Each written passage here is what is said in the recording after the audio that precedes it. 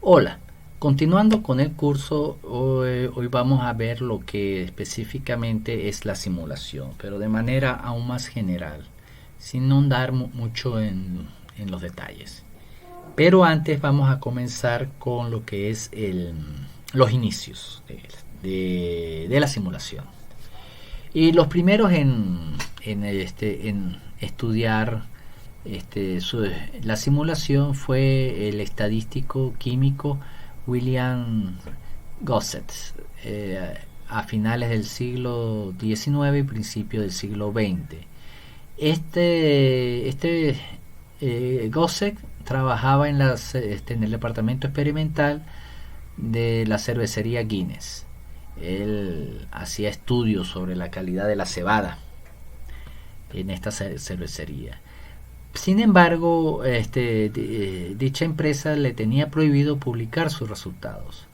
Y es por ello que Gosse los desafió y publicó sus resultados, pero a través de la TED Students. De Student, perdón. Y es por ello que le debemos la distribución TED Student. De hecho, la empresa Guinness actualmente tiene una placa en honor a este destacado personaje.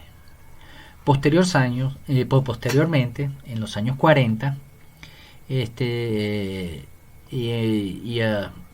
en base a la Segunda Guerra Mundial, se estudiaron las reacciones atómicas, la difusión de neutrones.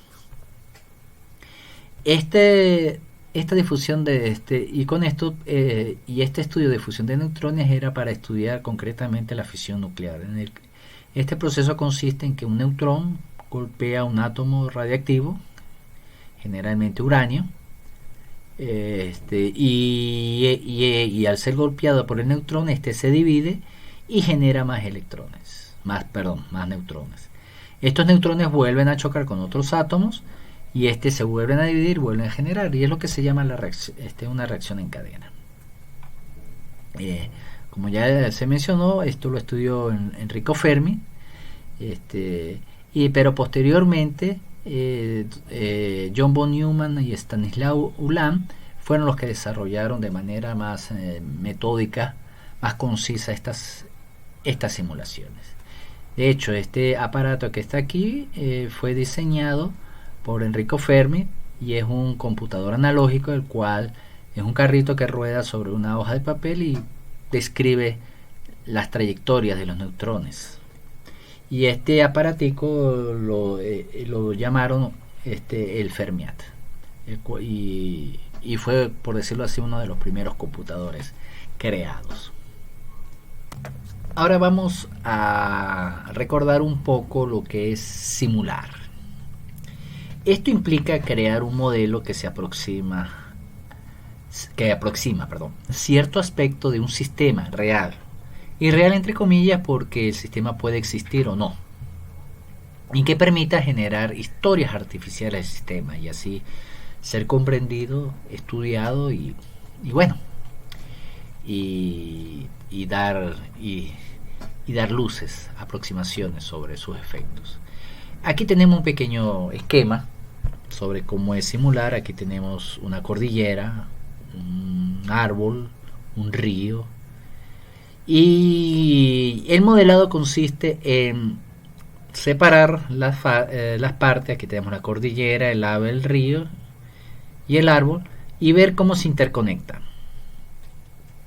cómo están interconectados, cómo transmite su información, los parámetros, etcétera, y sus variables.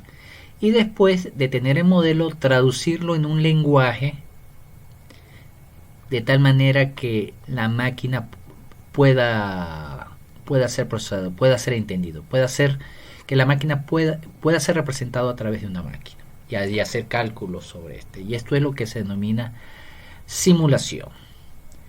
Y después de que el computador ya comprenda en qué consiste el modelo, sí hacer la validación con el sistema real, nuevamente entre comillas. Entonces, esto es lo que consiste la simulación. Estamos en esta parte, y ya después veremos la parte esta segunda parte de la validación. ¿Cuándo se simula? Como ya se había dicho, no toda solución es factible a simularse, sino ya es una opción entre tantas que existe, un método entre tantos para resolver el problema. Y nosotros aquí tenemos un esquema en el cual podemos ver cómo atacar un problema. Primero queremos estudiar un sistema. Este sistema, nos preguntamos, ¿se puede experimentar con el sistema? Si es sí, pues vamos a experimentar. En ese caso, pues es la opción más recomendable, porque nada nos puede dar mejor información que el sistema en sí mismo.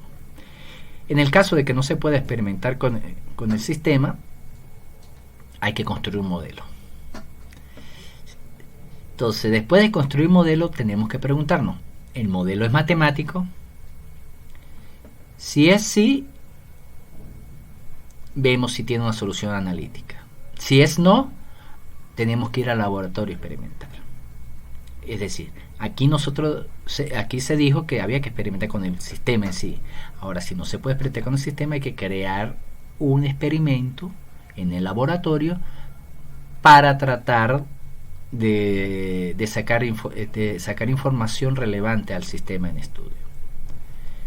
Y eso se hace en un laboratorio, bien sea por ejemplo, si se quiere diseñar un barco, un avión, un cohete, uno lo puede diseñar a escala. Eso es experimentar en el laboratorio. Ahora bien, vamos en el caso de que si hay solución, y nos viene otra pregunta. ¿Tiene solución analítica?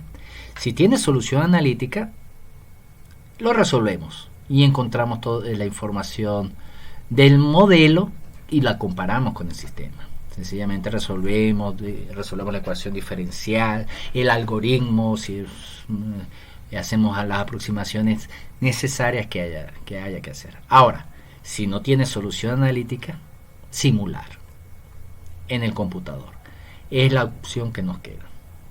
Y como vemos, generalmente no es la primera opción, sino es la última opción. Entonces aquí podemos concluir. En general podemos decir, simular no es la primera opción para estudiar un sistema. De hecho, es la última opción. Sin embargo, muchas veces simular es la única opción. O sea, no es posible hacer. Por ejemplo, si nosotros queremos estudiar la evolución de una estrella con ecuaciones matemáticas, va a ser imposible. Hay que simularlo. Y muchas cosas. Queremos estudiar la difusión sanguínea a través de un órgano en el cuerpo humano, simular. No hay otra opción. Entonces es por eso que ahorita en los últimos años, y a raíz del incremento del poder computacional, pues se ha hecho muy popular. Y bueno, y se ha trasladado ahorita en los videojuegos, y que genera grandes cantidades de dinero. Ahora vamos a resaltar lo siguiente, que simulación es equivalente a experimentación. Y es equivalente en el sentido de que tanto en experimentación podemos hacer cambios en el modelo y observar las respuestas del mismo. Igual lo podemos hacer aquí en simulación. Cambiamos parámetros o componentes del modelo y podemos observar las respuestas en la computadora. También tenemos que decir lo siguiente, que no hay no hay soluciones óptimas o soluciones, y mucho menos soluciones exactas. Solo hay soluciones satisfactorias, y estas soluciones satisfactorias deben cumplir con ciertos requisitos, y estos requisitos los impone el modelista o quien contrata quien modela el sistema, y si se cumplen estos requisitos, estos son soluciones óptimas, satisfactorias, perdón. Entonces no podemos conseguir las soluciones óptimas para el sistema. Entonces, estas soluciones óptimas deben ser suficientemente buenas para los requerimientos que se les pide. Los modelos son lógico-matemáticos y estos están formados por reglas que especifican la evolución y variables, tanto observables como no observables. Las variables no observables son aquellas que no se infieren, que no se miden directamente, sino que hay que hacer ciertas conversiones o ciertos análisis para extraerla. También existen variables de entrada, de salidas e internas de los sistemas. Entonces todo esto forma un conjunto de modelos lógico-matemáticos, en el cual son utilizados para el modelaje. Algo que hay que resaltar acá son las variables de estado, que es un conjunto mínimo que determina el estado del sistema. Es decir, esta variable me va a decir en qué rango está el sistema, cómo está, para qué está y qué podemos hacer con él. Y debe ser, la variable de estado debe ser suficiente para el propósito que nosotros deseamos. Por ejemplo, si queremos medir transiciones de fase, una variable de estado muy conveniente es su densidad. A veces su color, pero no siempre. Por ejemplo, hay líquidos que son transparentes tanto en líquido como en sólido, pero su densidad sí debe cambiar. Entonces hay variables de estado que son más convenientes para un cierto proceso que otro. Y esto pues, obviamente depende de los objetivos de la simulación. O sea, qué se quiere hacer, qué se quiere estudiar, qué se quiere entender, qué se quiere predecir, qué se quiere controlar. Esto es muy importante. Implementación de modelos. Ya hecho el modelo, pues es hora de implementarlos, es decir, llevarlos a un lenguaje tal que la máquina pueda leerlos y ejecutarlos. Y esta implementación se puede reducir en 3 acciones esenciales: la inicialización, la observación y la actualización. En estas 3 etapas están centradas todas las simulaciones de los modelos. Al inicializar mi simulación, es necesario que yo le asigne valores a todas las variables de estado, los parámetros, las variables que controla la simulación y todas las variables auxiliares que necesita. O sea, en ese momento tengo que asignarle el tiempo de duración, el paso del tiempo o pasos de evento, tiempos de evento, lo que se requiera, escalas de las variables. Todo eso debe estar desde el inicio muy bien definido y muy bien preestablecido. Observar o monitorear el sistema. En este caso nosotros vamos a ir tomando valores, observando valores que van apareciendo durante la simulación, recopilando medidas, haciendo tablas, listas, es decir, visualizar el estado, cómo va el sistema, cómo va la evolución, y ver si está de acuerdo con lo que uno espera. Esto, por ejemplo, una vez tuve un estudiante que estaba simulando el péndulo doble, y cuando él hizo mal las aproximaciones, y cuando lo estaba observando cómo se movía el péndulo doble, pues a medida que transcurría el tiempo, este péndulo se aceleraba. Me porfió un poco, pero al final entendió que eso no podía ser, ya que violaba el principio de conservación de la energía. O sea, no podía tomar energía de la nada. Entonces sí, eso es parte de observar el sistema, ver cómo evoluciona y ver si realmente va a tener buenos términos, y sobre todo con simulaciones que son muy largas,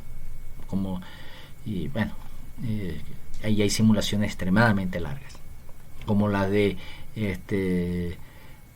moléculas de proteínas, esas cosas que pueden durar meses. Al final, después de cada observación, es necesario actualizar.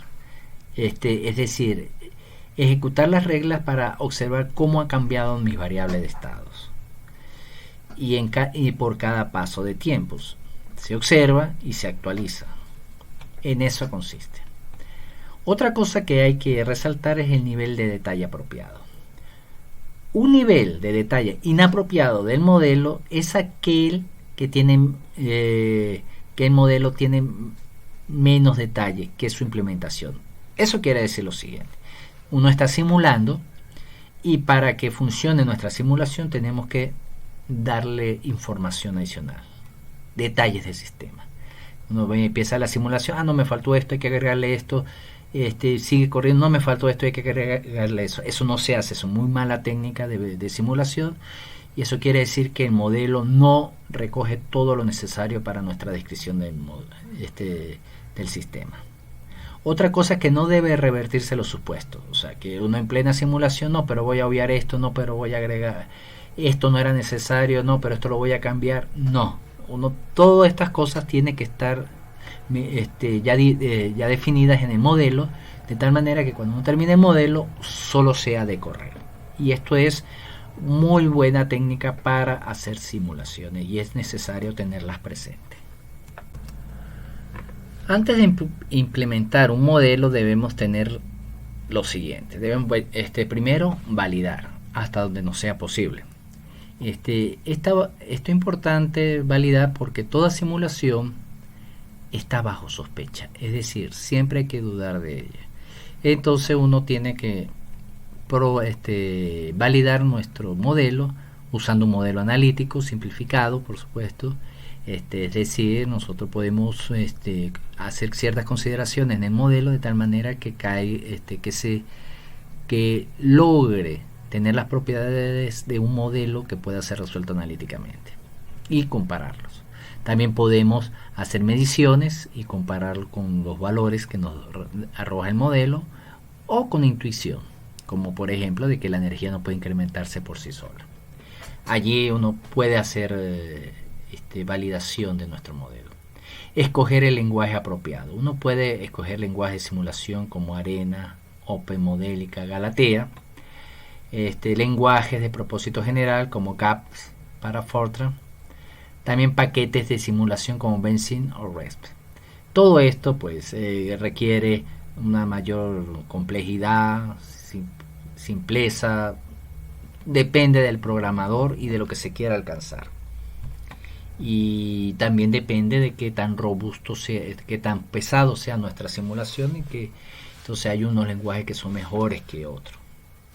Aquí en Wikipedia hay una lista de los softwares para simulación, y como ven es una gran cantidad de software que nosotros podemos escoger para hacer nuestra simulación, y con un breve enunciado. Uno puede pararse en cualquiera uno de ellos e ir a una de sus páginas y ver qué podemos, si nos conviene o no nos conviene. Pero sí se requiere mucho estudio para ello. También tenemos que verificar, y eso implica depurar. Cuando uno está programando, uno puede incurrir en errores de programación, bien sea de tipeo o bien sea de semántica. Los errores de tipeo son bastante sencillos de verificar porque el compilador o el traductor puede darnos la solución del mismo, o sea, indicarnos cuál es el error, e inclusive de decirnos qué debería ir en su caso. Por supuesto, está en el programador saber si es correcto o no. Entonces, esto puede tomar mucho tiempo, y sobre todo hay que conocer muy bien la potencia de nuestros computadores. Seleccionar las condiciones iniciales de las simulaciones. Esto es importante porque bien sabemos que las condiciones iniciales pueden afectar muchísimo nuestro sistema final, y sobre todo si el sistema es no lineal, donde los errores se van incrementando de manera considerable. Utilizar semillas adecuadas. Es bueno utilizar buenos generadores de números aleatorios. Por lo general los software de simulación tienen muy buenos generadores de números aleatorios. Lo que hay que conocerlo, saber cuál usan y si tiene la opción de utilizar uno u otro. Entonces uno escoge el que más le convenga, siempre sopesando entre su aleatoriedad y qué tan pesado sea. Y prestar mucha atención si aparecen resultados misteriosos. Los resultados misteriosos hay que mirarlos con delicadeza. No se pueden desechar a la primera. Hay que estudiarlos, ver qué es lo que está pasando. Muchas veces nos dicen dónde puede estar el error, sobre todo cuando los errores son de semántica. Hay que mirarlos con cuidado. ¿Sí? No hay que rechazarlos de inmediato. Hay que estudiarlos. Y muchas veces estudiando esos errores nos dan que nos pueden decir mucho sobre lo que estamos haciendo mal o sobre lo que no hemos considerado en la construcción de nuestro modelo. Causas por las cuales fracasan fracasan las simulaciones. La simulación no sirvió para nada. ¿Por qué? El primer punto que nosotros vamos a tocar para ello es subestimar el tiempo para desarrollar el proyecto. Y puede ser por dos razones, bien sea porque la simulación sea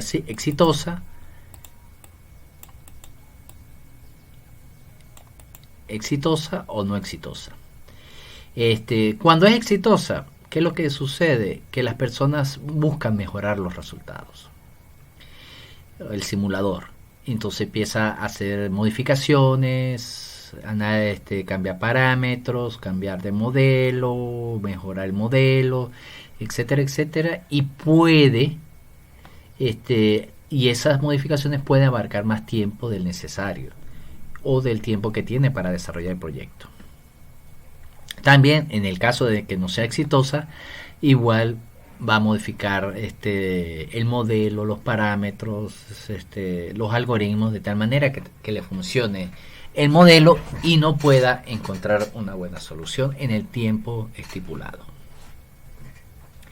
Otro factor son que las metas sean inalcanzables. Por ejemplo, aquellas personas que son muy imaginativas y creen que siempre se puede hacer de todo. Entonces incurren en proyectos con metas que no son muy claras y van directo al fracaso. Entonces por eso es que hay que tener las metas que sean minuciosas, medibles, alcanzables y sobre todo específicas. O sea, tienen que tener muy claro la meta y en qué consiste sus objetivos. Y esto con conocimiento del sistema se logra. Mezcla incompleta de habilidades. Y eso es porque en un proyecto debe haber liderazgo, alguien que modele y sea experto en estadística, que que sepa de programación y tenga muy buen conocimiento del sistema. Generalmente una persona no tiene todas estas características. Entonces siempre debe haber un conjunto de personas que sean buenos en cada uno de estos ámbitos o varias personas. Pero siempre, si ese es el caso, debe haber liderazgo. Nivel inadecuado de participación de los usuarios. Eso quiere decir que no todos tienen el mismo compromiso o no todos están capacitados para el objetivo que se quiere. Entonces eso causa de que que haya una falencia en alguno de estos puntos. Que la documentación sea inexistente u obsoleta. Si uno está estudiando un sistema muy poco conocido o de poco interés, pero que actualmente a desarrollar el interés de alguien, puede ser que no se tenga toda la información existente. En ese caso si no hay una persona con buen conocimiento del sistema, debe formarse una persona para el sistema, donde estudie todo lo que pueda y aprenda de él. inhabilidad para gerenciar el desarrollo de los programas de computación grandes. Por lo general los programas de modelado y simulación no son sencillos, son muy, para sistemas reales no son sencillos, son muy complejos, y en muchas ocasiones hay grupos interdisciplinarios y varias personas a nivel mundial donde se enfocan en desarrollar un software. Entonces cada persona le toca una parte muy concreta del software, y sin embargo debe haber, para ello debe haber un grupo de personas o un ente que logre gerenciar el desarrollo del programa, que sepa muy bien qué es lo que se busca y pueda transmitir sus necesidades a cada una de las porciones de programación, de programadores que hay en el sistema. Entonces esto es importante tenerlo en cuenta. Tipos de simulación. Hay varios paradigmas para implementar los modelos. Es decir, nosotros aquí vamos a ver 5 tipos de métodos para implementar los modelos ya descritos. Y el primero que vamos a ver es la simulación de Monte Carlo, que es una simulación que se utilizó originalmente para sistemas estáticos o de estados en equilibrio, o estados estacionarios también. Aunque en la actualidad hay autores que han podido utilizar el método Monte Carlo para ver seguimientos temporales, donde tienen una técnica o una regla para correlacionar el paso de tiempo aleatorio con el paso físico real. Pero originalmente es para procesos estáticos donde el tiempo no tiene donde no se involucra el tiempo. Y ese tipo de simulación es la que vamos a ver en este curso.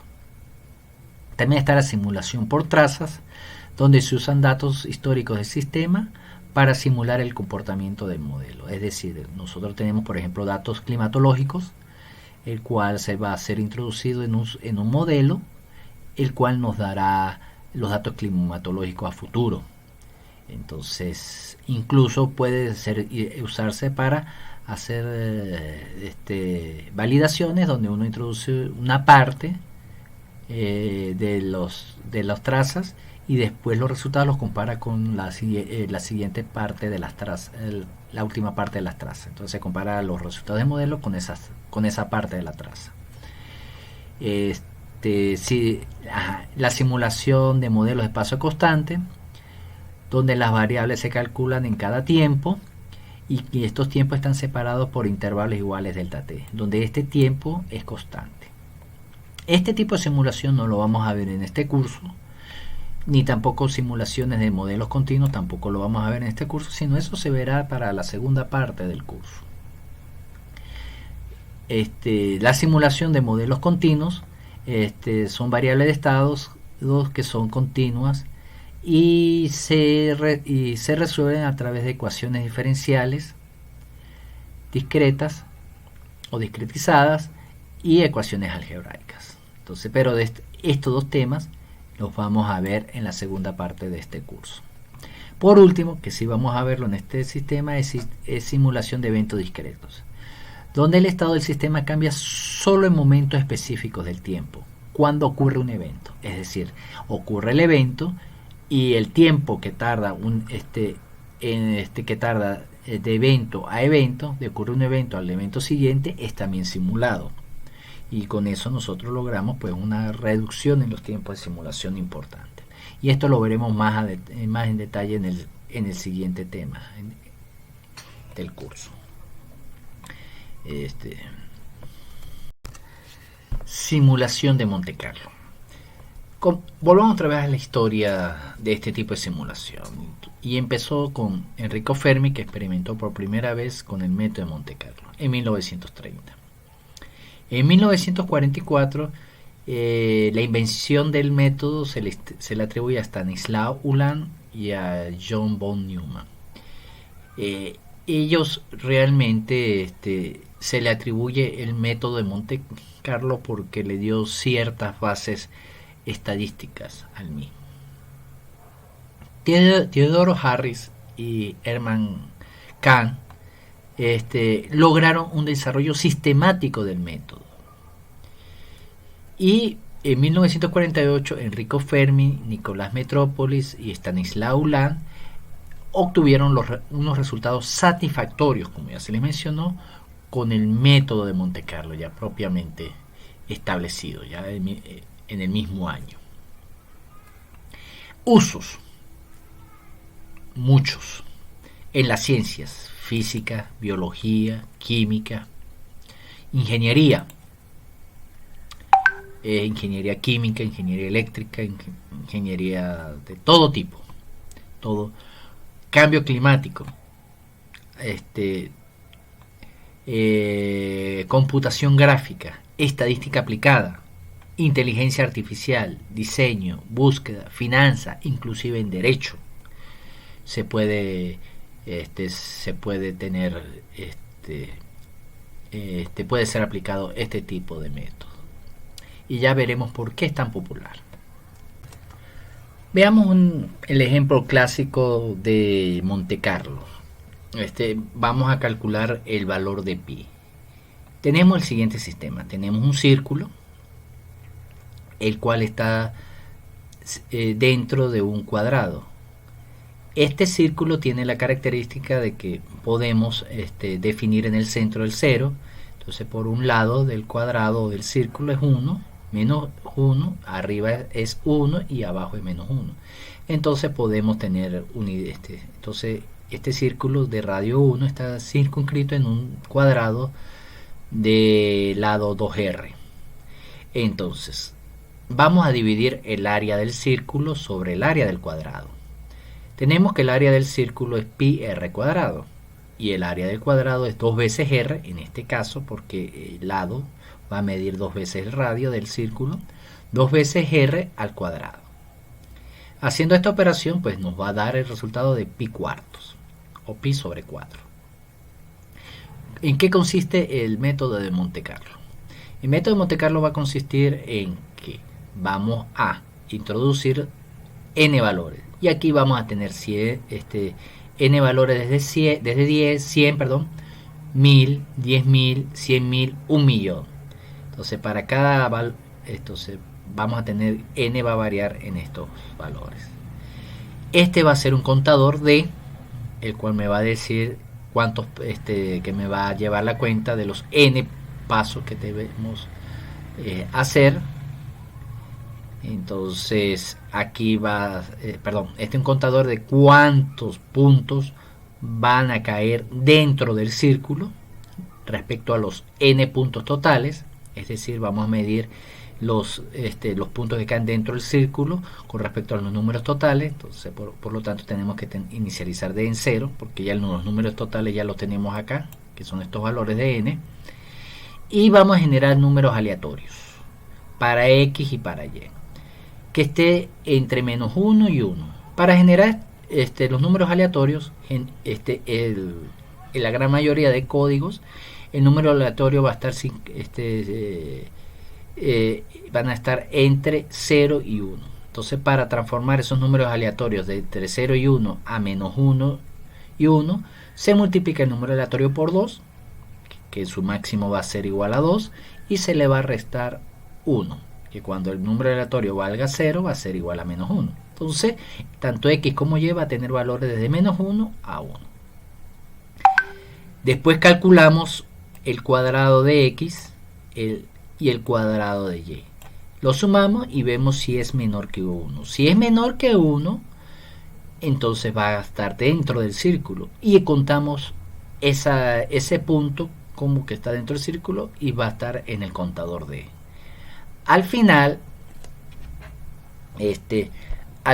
vamos a tener lo siguiente, que vamos, después que haga todas estas iteraciones, me va a decir para n el valor aproximado de pi va a ser igual a 4 veces el valor de los números que cayeron dentro de los puntos que cayeron dentro del círculo sobre el número total, y ese va a ser mi valor de pi.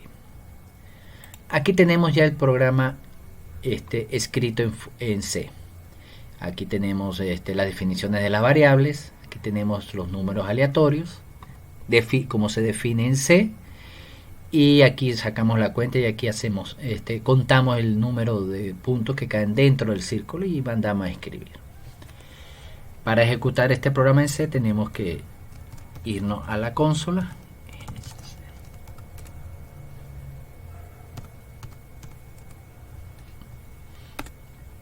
Ya está compilado, ahora vamos a correrlo. Bueno, aquí llego con bastantes números al número de pi. Comenzamos con 10 valores, me va a dar un valor 3.2, con un valor de 100 números, que de 100 intentos me va a dar un valor de 2.84. Ya para 1000 puntos empieza a aparecerse el número de pi, 3,13.6. Para 100.000, para 10.000 me va a dar 13, 12, 8. Para 100.000 va a ser 13, 3,1424. Para 1.000.000 es 13,14, 30. Para 10 millones 13,14, 10. Y aquí ya vamos por 100 millones y es 13,14. Bueno, ya falta aquí aún no ha terminado el programa, ya terminó y el número es 13,1415, pero es para 1.000 millones. Me va a dar este valor. Entonces ya tenemos estos valores acá y regresemos otra vez a la transparencia. Y bueno, este es el algoritmo para un ejercicio muy sencillo de Monte Carlo. Simulación controlada por trazas. Las trazas no es más que un registro de eventos ordenados en el tiempo. Y estos deben ser independientes bajo el sistema de estudio. O sea, deben ser registrados antes de estudiar el sistema. Son valiosos para la validación y verificación de los modelos. Ya veremos por qué. Las ventajas. Credibilidad. Nadie pone en duda los datos provenientes de la historia. O sea, esos son datos que todos certifican y no están bajo cuestionamiento. Fácil de validar, porque hay que monitorear el sistema al momento de registrarla. Es decir, tú tienes que hacer observaciones en el sistema y ver cómo evolucionan para registrar estos datos. Entonces, se puede validar el modelo fácilmente. Como ya mencioné, uno puede tomar un registro corto, una porción de toda la traza, y después ver los resultados y compararlos con los puntos restantes de la traza. Disminución de la aleatoriedad. Como son datos de entrada deterministas, es decir, un dato se genera el otro, no importa que no conozcamos las ecuaciones que lo generan. En las reglas matemáticas son datos que son consecutivos y no tienden a variar, entonces podemos decir que son deterministas. Entonces la aleatoriedad disminuye bastante. Con facilidad de comparación, porque permite contrastar diferentes alternativas con la misma entrada. O sea, uno tiene la entrada, cambia parámetros y después las salidas las va comparando con restos de la entrada de la traza. Ahora vamos a hablar un poco sobre las desventajas de la simulación controlada por trazas. Complejidad y detalle. Esto puede requerir ciertos parámetros para una simulación. Es decir, nosotros tenemos una entrada, una traza, y esa traza es válida bajo ciertos parámetros del sistema que debemos conocer. Y tanto detalle y ser tan específica puede causar problemas, porque a lo mejor no permite una flexibilidad a la hora de variar parámetros. Entonces se nos hace mucho más complejo el estudiar el sistema. También tenemos una dificultad en la validación. En el ítem anterior, dijimos que había facilidad para validar bajo ciertos parámetros y bajo cierto rango de de traza, o sea, longitud de traza, quiero decir. Bueno, también pero también puede haber dificultad y se debe a que hay que usar varias trazas distintas para validar los resultados. ¿Por qué?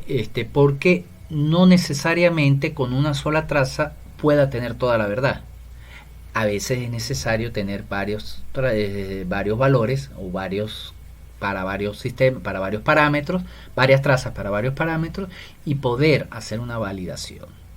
Y sobre todo se dificulta cuando queremos variar parámetros. Muy importante eso, cuando se quiere variar parámetros es donde aparecen todas las dificultades de las trazas. Y eso se resume en la tercera dificultad, imposibilidad de cambios en la traza. Las trazas son historias, y no se pueden cambiar. Entonces, para validar los datos, para hacer simulaciones, solo para las condiciones que se consiguieron las trazas, no para otras. Una vez, profesores de la Facultad de Ciencias de la Universidad de los Andes, Mérida, Venezuela, hicieron una simulación por registros. Quisieron ver cómo se comportaría el sistema, que en este caso sería la Facultad de Ciencias, al incrementar la matrícula. Entonces los profesores Kai Tucci y Antonio Parravano buscaron un registro de 13.200 estudiantes activos durante 1994 al 2005, el cual consistía de 73.571 registros. Y hicieron una simulación por traza y vieron cómo impactaría esto en cuestión de cupos, materias abiertas, laboratorios, insumos que requieren laboratorio, cantidad de profesores, dedicación de los profesores, etcétera. Y se encontraron varias, llegaron varias conclusiones interesantes.